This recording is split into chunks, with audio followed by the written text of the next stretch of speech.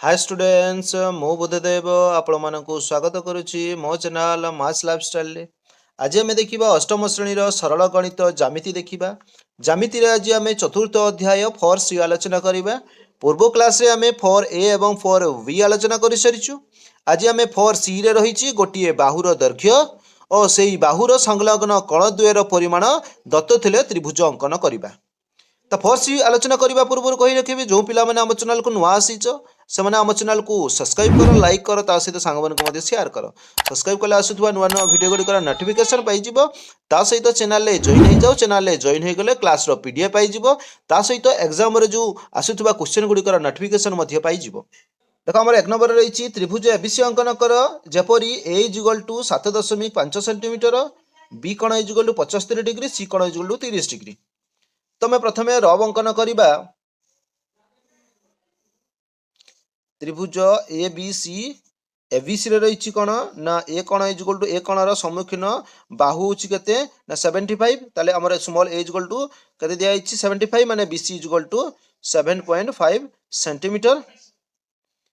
एवं बी कोण इजुगल केते दिया हिची 75 डिग्री सी कोण इजुगल टू 30 डिग्री ताको हमें अंकन करिबा। प्रथमे कोन करिबा ना देखो हमें प्रथमे एक रेखाखंड अंकन कले ये हूँ आमर कौन बी एवं बीसी केते देइछि 7.5 ताले हमें एक चाप नबा 7.5 7.5 एठी हला हमर सी एवं बीसी जो केते 7.5 सेंटीमीटर तार बी कोन होची 75 डिग्री ताले 75 डिग्री एठी चाप अंकन करिबा।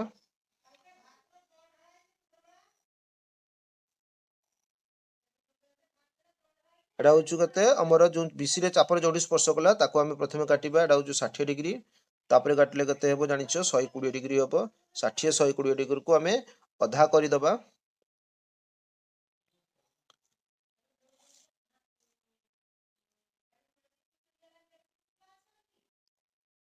एटा हूँ कते 75 डिग्री आमर सॉरी आमर 90 डिग्री तापर ताकू अधा करवा 90 एवं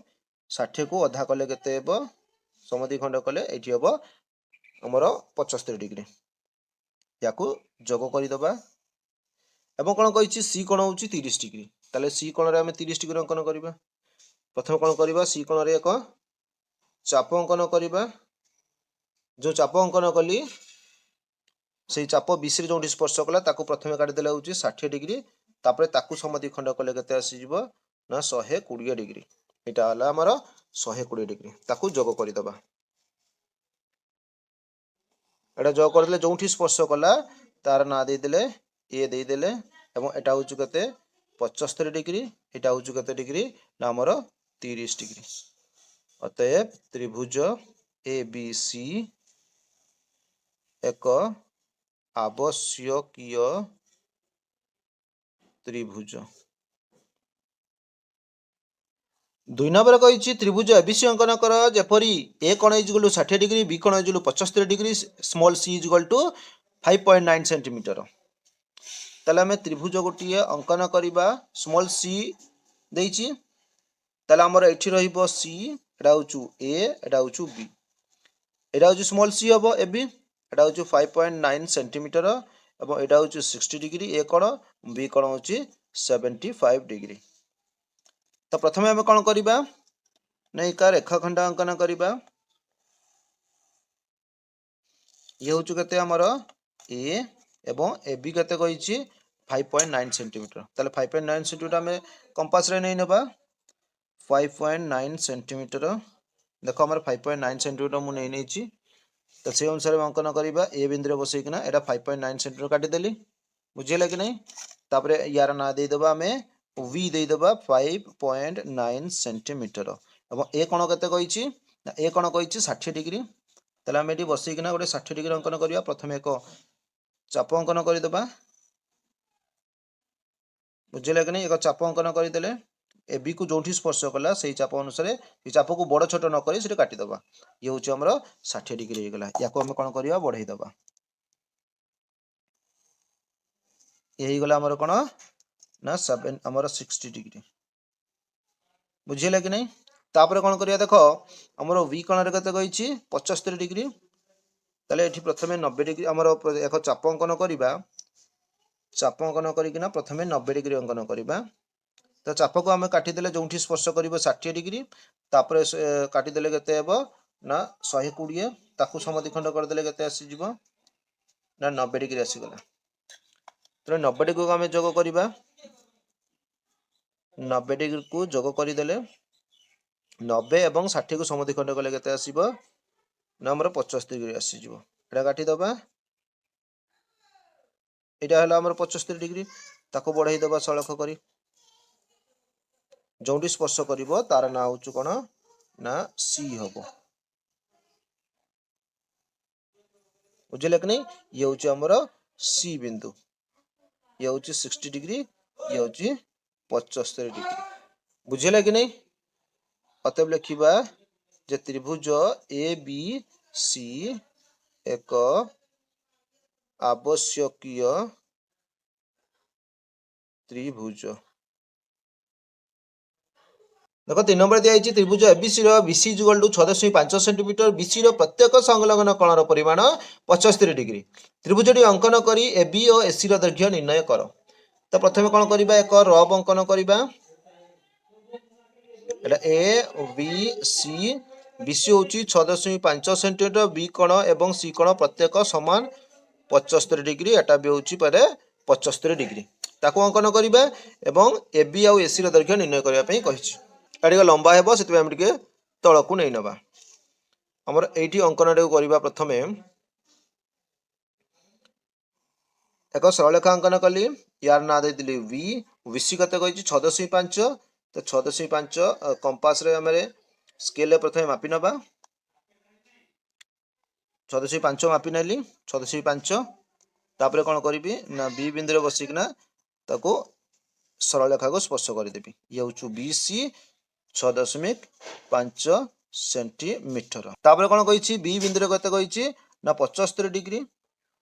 तो प्रथमे गोटे चाप अंकन करबा बीसी रे जोंठी स्पर्श कला ताकू आमे से अनुसार चापटा को काटिबा 60 डिग्री हला तापर काटले 120 डिग्री एवं 60 डिग्री एवं एटा होचु 120 डिग्री ताकू समद्विखंड कर देले केते आसी जिवो ना एटा आसी जिवो 90 डिग्री ये 90 आसी गला 90 ये होचु 90 ये 60 याकू समद्विखंड करि दबा ये 60 डिग्री तापर ये होचु 90 तो काटि देले केते आसी जिवो ना 75 डिग्री एटी आसी जिवो या कोन करबा सरल रेखा रे बढ़ाई दबा तापर देखो सी बिंदु रे कते कहिछि 75 डिग्री सी बिंदु रे भी ताले सेही बुलिया करबा प्रथमे 90 डिग्री अंकन करबा एटा केते आसी जिवो ना 60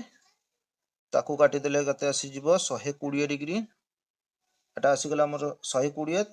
तो 60 120 को समद्विखंड कले केते आसीबो ना 90 डिग्री एटा 90 डिग्री हे गला तापर ताकू जोग करि दबा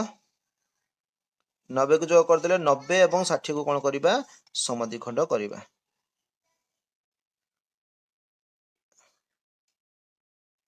एठी कते हे गला ना 75 डिग्री आसी जिवो याको बढ़ाई दबा देखो हमर एठी गला केते 75 डिग्री एटा भी गला केते 75 डिग्री देखो हमर ऊपर को देखो गुटी जगह रे स्पर्श करिछि जोंटी स्पर्श करिछि यार ना दे देले ए दे देले बुझिला कि नहीं तापर कोन कहिछि देखो हमर एबी एवं एसी रो दैर्घ्य मापिया पई कहिछि प्रथमे कोन करिबा ना मापिबा देखो हमर केते हे गला 12.8 आसी गला बुझिला कि नहीं 12.8 आसी गला 12.8 सेंटीमीटर एटा भी मापी दबा सही बुलिया केते आसी गला ये भी देखो 12.8 आसी गला ये भी आसी गला 12.8 सेंटीमीटर ताले कोन हे गला समान दुईटी दैर्घ्य समान हे गला ताले अतः हमें कोन लिखिबा ना त्रिभुज ए बी सी रे बी कोण समान सी कोण थिला केते डिग्री थिला 75 डिग्री ଓ A B is equal to कौन है ना एसी ए बी आउ एसी दैर्घ्य समान केते अच्छी 12.8 सेंटीमीटर बुझेगा कि नहीं ये आम ए बी आउ एसी दैर्घ्य समान पाईगले कहीं दुईटी कणर परिमाण समान मैंने सम्मुखीन कण गुड़िक भी समान दैर्घ्य विशिष्ट हेब देख 4 नंबर कौन कही त्रिभुज PQR अंकन कर जार PQ equal to 5.7 centimetre P कोण इजल टू 60 डिग्री क्यू कोण इजल टू 45 डिग्री ताले प्रथम आम कौन करवा आगे गोटे रब अंकन करदे ये हूँ पी क्यू आर पी कौन होते आमर प्रथम PQ होते ना 5.7 सेंटीमीटर एवं पी कौन होते ना 60 डिग्री एवं क्यू कौन होते ना 45 डिग्री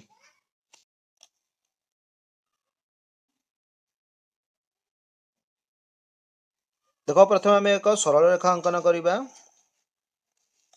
तो प्रथम ये बिंदु ना देदेला पी देदेले एवं PQ कही 5.7 सेंटीमीटर ताले से 5.7 सेंटीमीटर अंकन करवा 5.7 सेंटीमीटर अंकन करवा 5.7 सेंटीमीटर नहीं नेली तापर ताकू पी बिंदु बसिकना सरल रेखा को काटिदेबा केते हेबो एठी गला हमर क्यू हे गला PQ इक्वल टू 5.7 सेंटीमीटर तापर कौन कही पी बिंदु कत कही 60 डिग्री 60 डिग्री समस्त जानिछ पी बिंदु 60 डिग्री केमती करबा ना गोटे चाप अंकन करबा PQ को जोठी स्पर्श कला सेठी से चाप को कंपास रे बसैकिना से चाप को काटिदेबा एटा हे गला हमर केते ना हमर 60 डिग्री तापर 60 डिग्री काटिदेबा आमे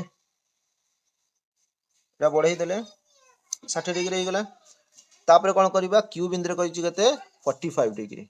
तो क्यू बिंदु रे भी मध्य 45 डिग्री अंकन करबा प्रथम जो चाप काटिले से होची केते ना हमर चापर जोठी काटिबा से होची हमर 60 डिग्री ये 60 डिग्री तापर से 60 डिग्री को पुणी चापर जोठी काटिबा से होची 120 डिग्री बुझिले कि नहीं पुणी चापर ताको काटिबा 60 और 120 को समाधि खंड कले केते आसीबो 90 डिग्री बुझिले कि नहीं 90 डिग्री को हम बढ़ाई देबा 90 बढ़ाई देले तापर 90 को समाधि खंड करदेबा 90 डिग्री को समाधि खंड करदेले केते आसीजिबो ना 90 डिग्री को समाधि खंड करदेले हमर 45 आसीजिबो समाधि खंड करदेले 45 डिग्री आसीजिबो ताको जोग करदेबा बढ़ाई देले सीधा बुझिला कि नहीं ये होची 45 डिग्री ये होची 60 डिग्री एवं ये रे होची आर बिंदु अतएव लिखिदेबा त्रिभुज PQR एक आवश्यकीय त्रिभुज 5 नंबर दिया small B equal to 7 centimetre A कोण इक्वल टू 60 डिग्री बी कोण इक्वल टू 75 डिग्री नहीं त्रिभुज एबीसी अंकन कर ताले प्रथम आम कौन करबा गोटे अंकन करबा जाकी रफ करबा प्रथम A B C small B माने होचु वी कोणर सम्मुखीन बाहु होची केते ना 7 सेंटीमीटर ए कोण होचु केते ना 60 डिग्री एवं वी कोण होची केते ना 75 डिग्री ताले हमर एई कोणटा सी कोणटा दरकार थिला बुझिले कि नहीं तो सी कोण आइजुल केते ना होचु 180 रु ए दिटा को जो करी वियोग कर देबा 5 शून्य मिसी 5